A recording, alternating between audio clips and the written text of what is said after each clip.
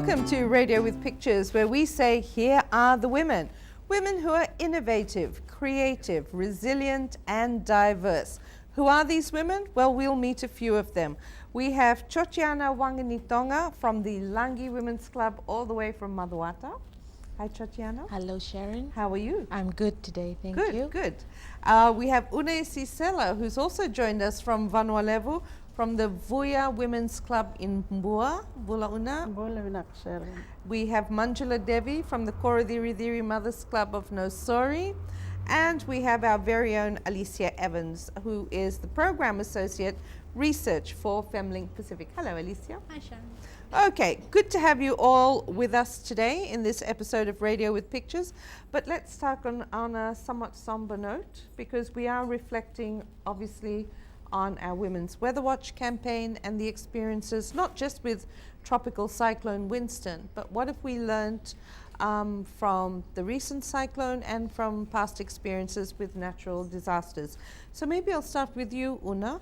How did you feel about the preparation in your community, and what are some of the lessons learned from the past in going forward? The past cyclone, I was in Lambasa, and what I did was do my preparing for shopping, to help us during that cyclone and restore water too. That's a preparation I did when I was still in town. But this is my second year in the village, and last week I was there when the Winston hurricanes started. But I heard the news from my mother-in-law. I'm looking after my mother-in-law, and she has got a small radio with her.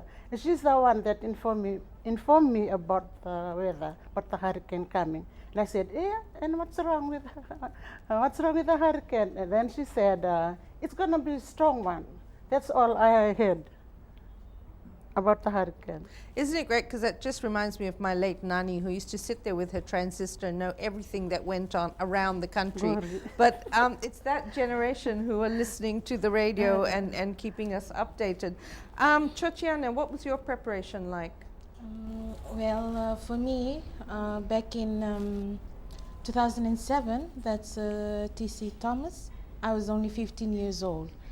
So it was through my grandmother and my mother preparing us, since we've had no information and communication, as we don't have the small radios, it's usually the big ones. And so from that, how did you prepare for you and your children? Yeah, from that I learned from my grandmother and my mother. So in this one, T.C. Winston, I was up at the village with my 2 kids and my husband. So we had information and communication breakdown, and we were just left out there. So what was the last piece of information you received? When was that? That was like on a Tuesday during the week. Leading up to? Leading up to the Sunday that T.C. Winston struck, and it just went out too with network, mobile phones. So your mobile phone network was down? Down, and also our radio. Days before? Yes, it just went out. We couldn't. So what were you? How were you communicating? Did you go to the health center?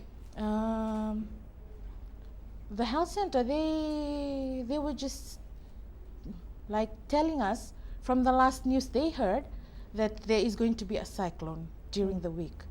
And traditionally, that's what I got from my father-in-law, that for us to be prepared, that it's a sign of breadfruit. When a tree of breadfruit produces too much, that's a sign of a cyclone in the traditional way. So what was the preparation in the village? Were you collecting breadfruit? What were you doing? We gathered all our things from all our homes, and we went to the evacuation center, which is the health center. We've been evacuating there for like all the past cyclones that's always happening in the village. As I heard from my mother and my grandmother, they used to evacuate there.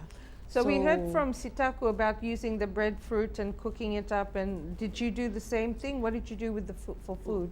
For food, It's mainly because we have a population of about 200, because there's a smaller villages around that coastal area. So breadfruit is normally we cook it as a whole so that we can keep it longer. Okay. Yes. Manjula, Korodiri, Nasori, you're flood prone, but what was your preparation strategy in the lead up to Winston? What did you learn from the past?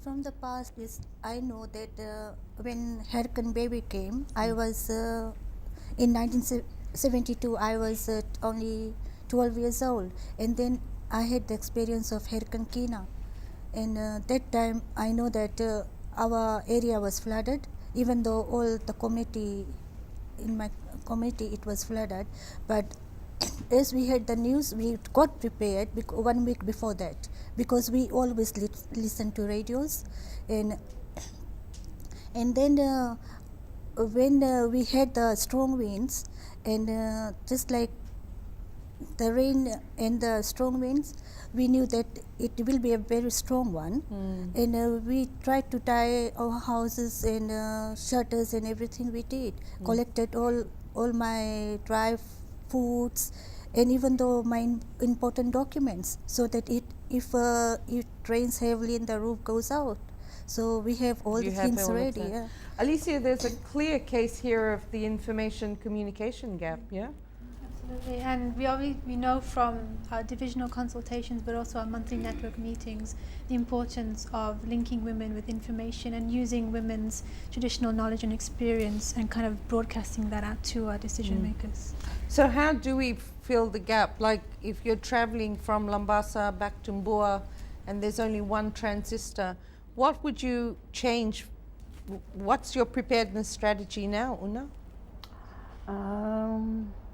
To buy my own radio, so that it can help me to listen to the news that's going around the world and around Fiji, to improve. But we got my telephone with me, so that I can get contact or information from that. But during the hurricane season, everything was cut down, no network and all. There was a blackout. So what was the last piece of information you received that weekend? Just that one. And There was a blackout. So what was the last piece of information you received that weekend? just that one. And a lady came around and said, hey, there will be a strong hurricane coming. And I can't do much, because I got a small canteen, but I was not worried because the food is there, and to prepare for my family. We have only 3 of us in the family, only my mother-in-law and me and my husband. But before the hurricane, I live in a settlement. Like my village is quite a big village, and it's on the hill, and we have 7 settlements. I live in a settlement near the sea with only 5 families. And before the hurricane, one family came to live with us because their house was near the sea, and they were lucky, and their house was damaged because of the hurricane and also the sea water, the waves, the big tidal waves that came through the settlements. So it was lucky that they had moved earlier. Do you know how they received information, or did they just think this is a time? member of a family in Suba Called that them. contact the mother to inform them about the hurricane and told them to move to our house. Luckily, the family house was quite big, that can cater for that family and another family Okay. during the hurricane. Okay. So Chochiana, you basically survived with a lot of hope Yes. from in the days leading up to Tropical Cyclone Winston. Yes. Okay, so after the break, when we come back, we're going to talk about some development strategies for the next 5 years.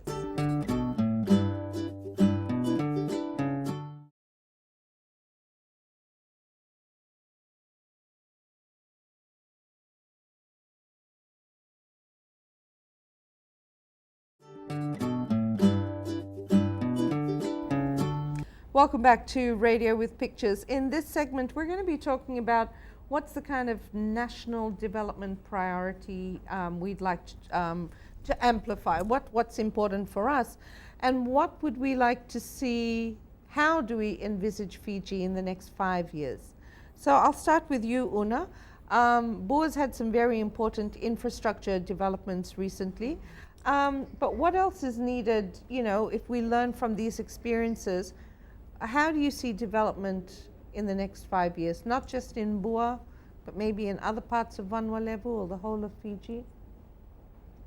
I think we need education to educate more women to understand what is going on around us, and to get in contact with the Ministry of Agriculture and the Ministry of Environment to set up some assessment to help us with soil poverty and land use and availability in setting up some to us ladies some like community gardens to help us women like in the village to help us with our income and food.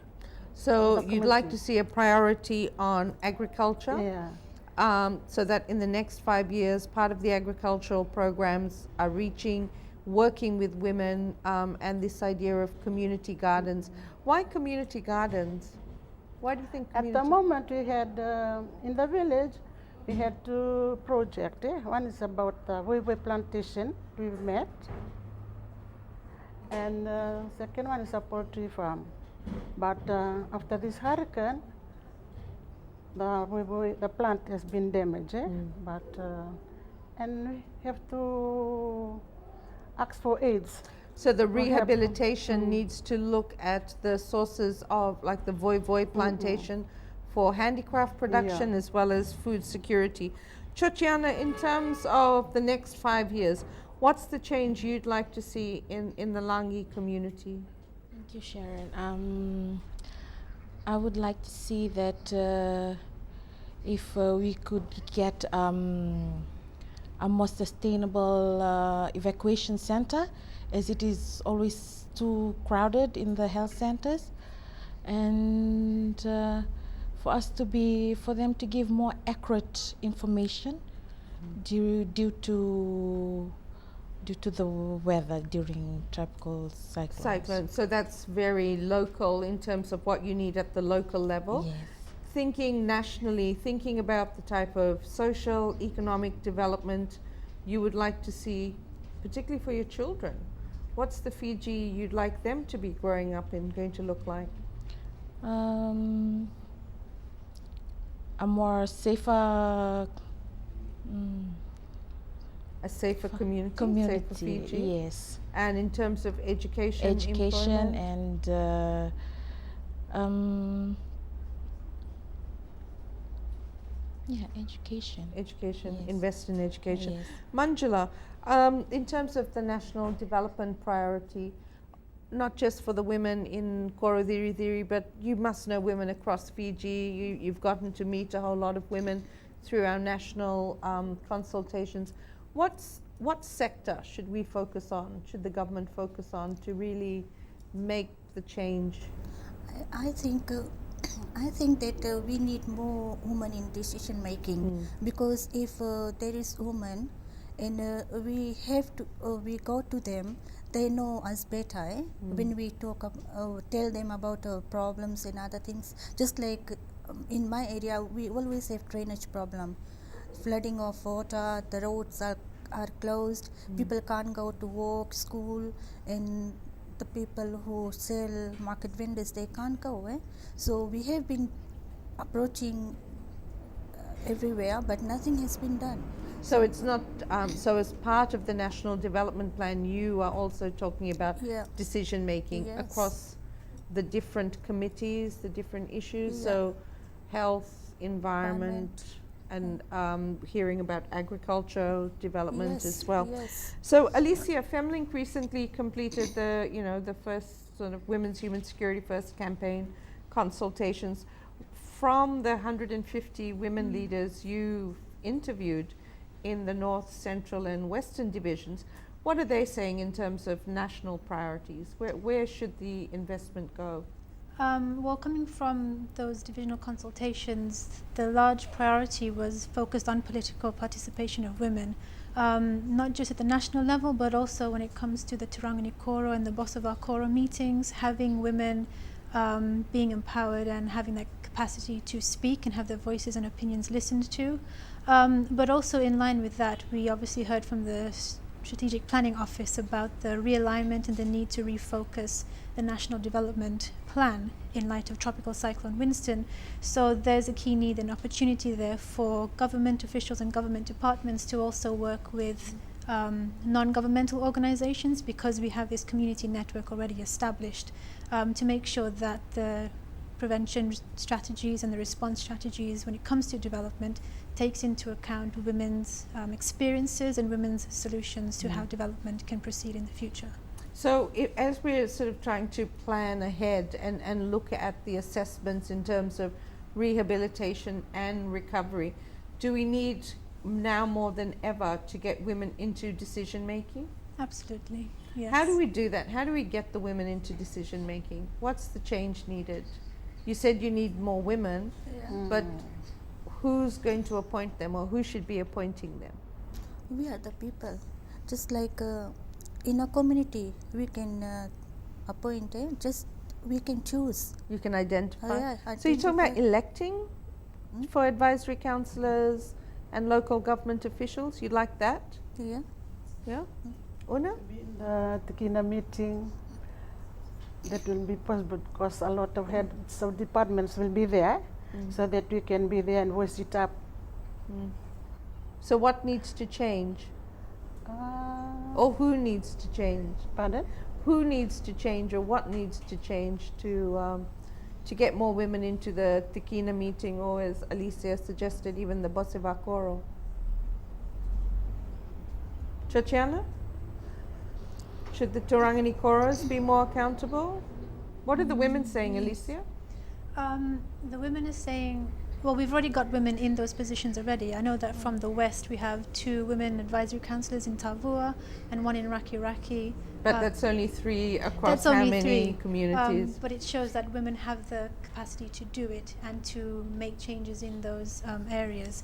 But So hold that thought, because we're going to take a short break, and when we come back from our break, we're going to hear about just what women are doing and what the solutions are when women get involved.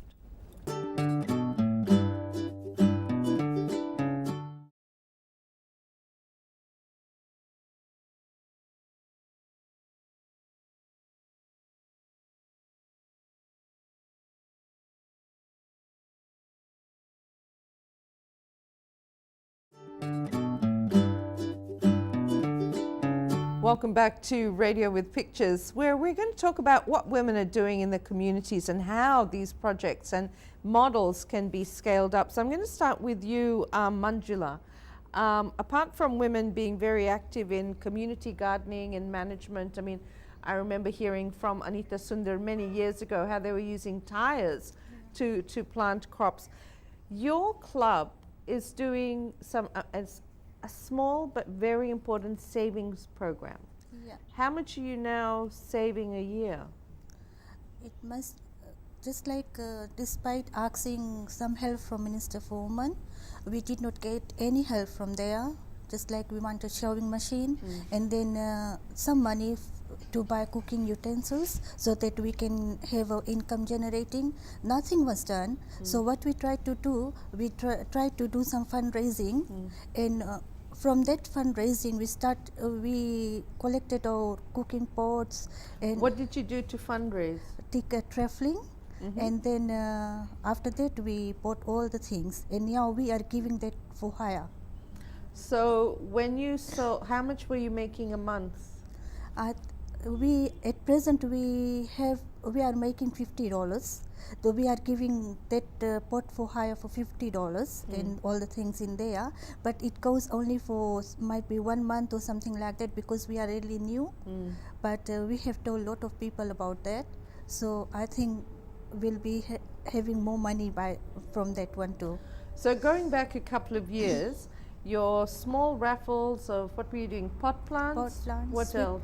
We were doing raffling of the tickets and then selling pot And plants. just bringing something from home, right? Yeah, bringing, and we made sweets so that we can sell and have something in our club, because that time we didn't have any source of income in our club, so we tried to have something, selling something and getting something in our club. So we had that money, and when the cyclone, How much did you? we had 1,000 in our bank, and with that money we tried to help the cyclone victims. On Sunday when we went, we bought groceries and other things, and we had to take them to So help this is them. women generating income with your own resources. Yeah. Huh? As you said, you haven't received any assistance for any No, projects, no. but you've identified a need.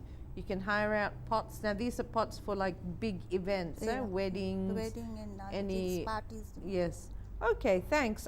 Una, I understand you have a canteen project in your community in Boa. How is that project running at the moment? At the moment, before the cyclone, my canteen was running very well. But after the cyclone, my canteen went to my kitchen. It has blown out. Oh, dear. But I've been earning money from my canteen to provide food on the table for my family and service to the community. So how does this canteen run? Are you cooking food or are No, you? I'm selling food stuff Okay. and groceries. And you go out to Lambasa to buy it? Where does the supply No, come they from? used to come and get the order from Okay, home. so They come so right they come home. and deliver. Mm-mm. And how many households are you selling? In my settlements, there are only 5 families, but those are the only families that do the buying from the canteen. Because in the village, there are 3 canteens there, and nearly all the settlements, they got their canteen. Their own It's canteen. running very slowly. Mm. Uh-uh. But how, in order to, would it make sense if all the canteens came together, or how can that business be upscaled? I got no idea about that because they got their own canteen and they need money to help their families. Okay, but this is how people are organizing. But we with- have to work together Yes. so that we can sell individual things to help each other. Okay. All right. Okay, so Chochiana and Alicia, as you hear from Manjula and Una with the kinds of ideas that women have, what is that saying to us as a community? Because before the break we were saying, we don't have women in decision making. So why do you think they're not women like Manjula aren't a district advisory councillor? I think it's because it's the whole idea that women can't do something because men have always been up front doing or taking the lead. But behind the man, they have women. We have women who are wives of Turangani Koros, and they see what needs to be done and they talk about the management. But I don't know what the reason is, but for some reason women haven't been able to get in front and get ahead, even though they are in existence. Chochiana, the women of Langi have very interesting project as well, don't you? Yes. Tell us about it. Back in 2011, Canada fund us with $10,000 for our community kitchen. So we get together as Langi is the main stop for people who go up the coastal area and for people who to come down to Lambasa town. So we, the women of Langi, we get together, we cook together, and then we sell to the travelers that's coming through that route. So yes, we getting economic security, generating our income, and it's also a project that has brought us together. As in before, women are just here, there, and they're not aware. So this project really brought us together, and we even, when we have every Mondays we have mat weaving. We do the mats, and then if there's possible, there's orders, it goes and it comes back again into the little families. So tell us again, how did the women organize to manage this $10,000 project, and yeah, what was that experience like? Because that's a lot of money. Yes. Thank you, Sharon. Well, we had to get Did you have different roles and responsibilities of who would be doing what? Who was somebody specifically as your treasurer? Yes, we all had the president, the vice president, the people, the treasurer, and then there's the people that's planning to make the kitchen. And when that was done, and there was leftover money, we got utensils like cups, plates to put set up in the kitchen. Well, there you go. Just some more innovation from women in their communities. Thank you so much for joining us on this episode of Radio with Pictures. And let's just keep on keeping on with the women of Fiji. Inaka.